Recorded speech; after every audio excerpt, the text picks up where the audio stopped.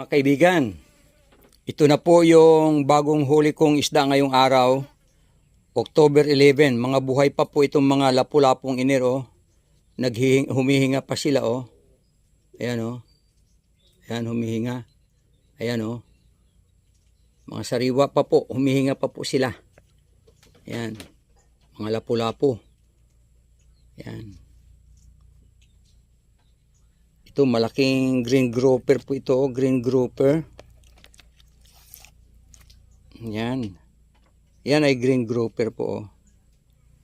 Nakahuli ako. Buhay pa rin, oh. Tamo yung hasang niya, oh. Yan, oh. Buhay pa. Yan ang green grouper, mahal kong mga kaibigan. Ito, buhay pa.